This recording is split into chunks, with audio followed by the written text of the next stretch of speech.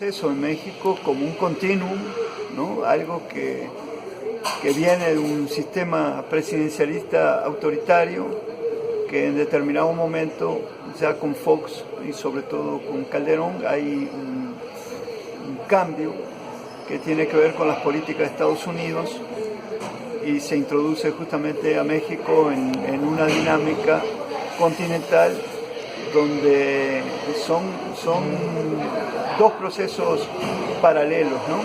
que se retroalimentan o que son parte de la misma cosa, que es, estamos asistiendo a guerras por territorios hoy, guerras por territorios, guerras asimétricas, que tienen que ver con territorios, pero tienen que ver también con los recursos que hay sobre los territorios y también con la población como mano de obra barata, ¿no? Entonces se está llevando a cabo todo un modelo de guerras asimétricas por territorios y recursos que nos remiten, digamos, un poco al capítulo 24 del Capital, cuando Marx habla de la acumulación originaria y que ahora Harvey plantea a comienzo del siglo XXI que estamos en un proceso de acumulación por desposesión o despojo, ¿no? Entonces, justamente para llevar a cabo, para imponer este modelo, a su vez, en economías que hoy uno de los componentes del capitalismo no solo es un capitalismo militarizado, sino que es también un capitalismo criminal. Entonces ahí es donde todas las estructuras del crimen organizado, como se le llama, tienen que ver con este modelo de guerras por territorios y esto nos introduce entonces que para el caso de Colombia y México hubo sendos planes a comienzo de este siglo, con Clinton en Estados Unidos crea el Plan Colombia, se crea el Plan Puebla-Panamá y a partir de ahí, en el caso de México, es ir integrando a México como país, como parte, digamos, de un polígono que está conformado en área geopolítica, conformado por Canadá, Estados Unidos y México, donde Canadá y México son países subordinados y en el caso de México, donde ya había una dependencia económica anterior, el modelo se agudiza, pero justamente la parte económica tiene el componente militar y se da a través de la iniciativa Mérida, ¿no? Es decir, lo que fue en Colombia, el Plan Colombia, en México se aterriza con la iniciativa Mérida, que son los instrumentos, digamos, letales o para una guerra, digamos, que como en México no existen grupos terroristas, se hace bajo la modalidad de una guerra a las drogas, ¿no? Es decir, justamente después del 11 de septiembre de 2001, Estados Unidos posiciona a nivel mundial la guerra al terrorismo, ¿no? Pero en México quienes podían ser tipificados como tales era el EZLN, el EPR o algún desprendimiento del EPR, pero el EZLN está amparado por una ley, Constitución de Autonomía, no califica. En el caso del EPR le secuestran y desaparecen a 2 miembros de la dirección clandestina y yo creo, es mi interpretación, que la respuesta que esperaba el gobierno de esos 2 desapariciones era que ellos se pusieran a tirar bombas y entonces podía entrar ahí el San Benito de terrorismo en México, ¿no?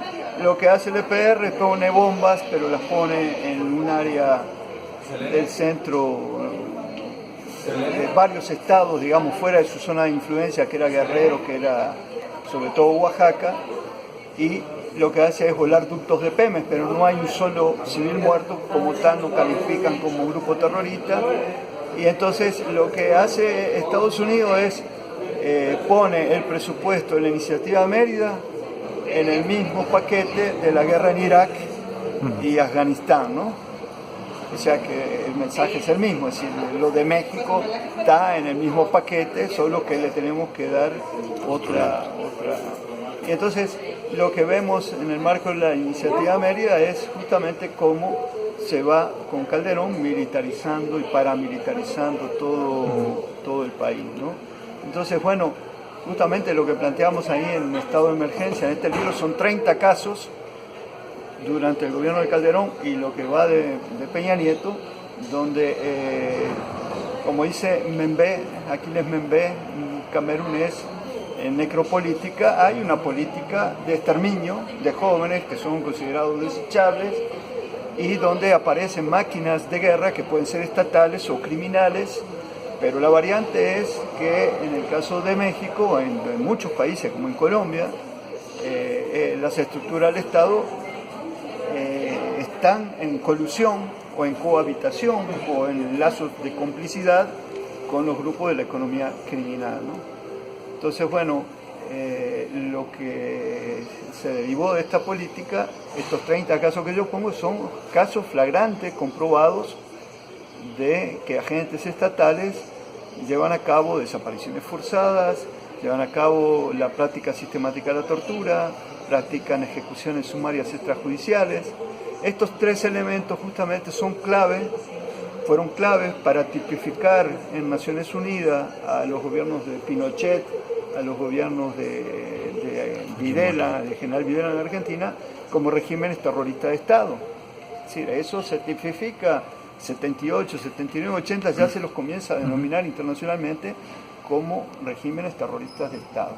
¿En base a qué? Estos 3 elementos: aplicación sistemática de la tortura, desaparición forzada y ejecución sumaria extrajudicial. Cuando nosotros vemos lo que ocurre de 2007, 2008, sobre todo en México, vemos que estos 3 elementos reaparecen en México. En la última fase anterior había sido los grupos paramilitares en Chiapas, cuando la insurrección zapatista, 95-96, se crean una docena de grupos paramilitares, y vemos que en Acteal, en 1997, llega a su clímax esa política, y dado el escándalo internacional que se da en torno a Acteal, ahí comienza a decrecer la visibilidad de los grupos paramilitares en Chiapas. Pero luego vemos que justamente en el caso de Chiapas aparece el documento de la Secretaría de la Defensa Nacional, Chiapas 94, ¿no? Cuando nosotros vemos el documento, ¿qué dice ese documento?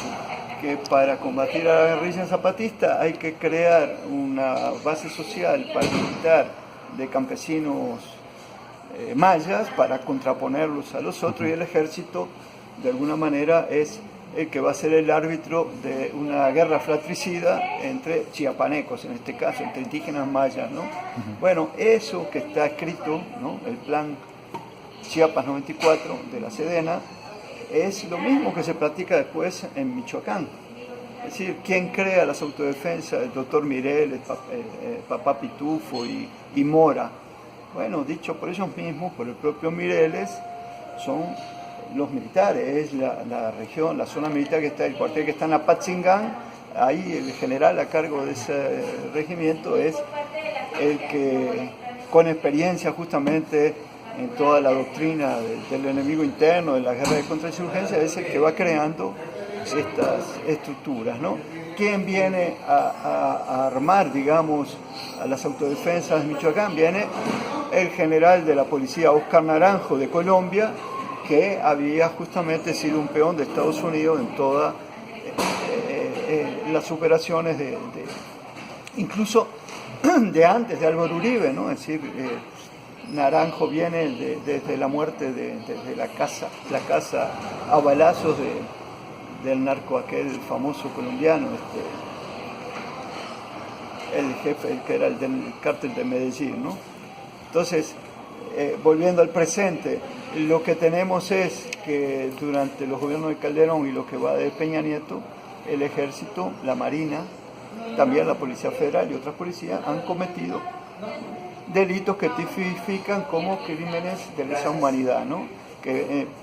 Por los cuales tanto Calderón como Peña Nieto pueden ser juzgados en La Haya o a nivel regional en la CID, ¿no? Lo que nosotros planteamos es que esto es parte de una política, y hay casos que son que nosotros analizamos por lógica común, pero a la vez que llaman la atención. Porque después de Ayotzinapa o de Tlatlaya, ¿no?, que ya había puesto, el caso Tlatlaya había puesto contra la pared a Peña Nieto, a partir de ahí que se la boya la corona cuando estaba salvando a México, según la publicación del Time, la cara que es la portada con la cara de Peña Nieto y un título que decía Salvando a México, Tlatlaya se le atraviesa en el camino, al ejército todavía se le pega y luego aparece Ayotzinapa y ahí comienza el derrumbe del modelito. Pero ¿cómo después de esto puede ocurrir un Tanguato? ¿Cómo puede ser que después de todo lo que la visibilidad que tiene el caso de Ayotzinapa, es decir, la población no se da cuenta, la mayoría no se dan cuenta lo que es desaparecer de un golpe a 43 muchachos? Se necesita una infraestructura, es un tema, por eso a nivel mundial, digamos, tuvo una resonancia tal el caso, ¿no? Pero bueno, después de eso ocurre Tanguato. ¿Qué ocurre en Tanguato? Que matan a 42 muchachos, presuntos delincuentes. Y luego ocurre en Nochistlán, o sea, en Nochistlán vemos también a gente del Estado con armas largas disparando. O sea, ¿qué nos está diciendo el sistema? Esta es nuestra política y no me quito, ¿no? Entonces, bueno, como colofón de todo esto, de la presión internacional, pero también interna que hay, de los grupos de derechos humanos que hay en todo el país, acá en Chihuahua, en otras partes, los secretarios de la Defensa y de la Marina comienzan a presionar para que se les legalice su actuación represiva, ¿no? Y quieren certeza jurídica y quieren una ley de seguridad interior, ¿no? Entonces, justamente una ley de seguridad interior que ya está en vigencia no los exime de que se les pueda juzgar por los crímenes anteriores en la medida en que pueda demostrarse con pruebas su participación en estos crímenes de lesa humanidad. Pero de alguna manera lo que ellos quieren es tener un reaseguro de cara al futuro. Entonces acá tenemos ahora la coyuntura, un signo de interrogación.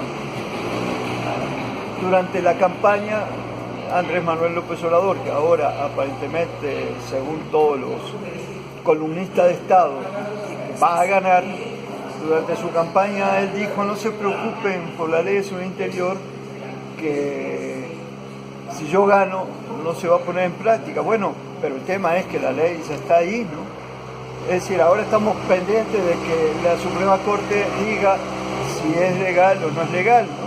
Entonces sabemos que es la Suprema Corte también. Quienes llegaron a la Suprema Corte forman parte, justamente están ahí porque son los alfiles del sistema, ¿no? Del sistema de dominación, ¿no? Entonces, bueno, ahí tenemos un punto que podrá ser de inflexión a la medida que gane Andrés Manuel López Obrador, pero la ley ya está. Entonces, ¿qué va a pasar con eso? De cara al futuro estamos en esta encrucijada, ¿no?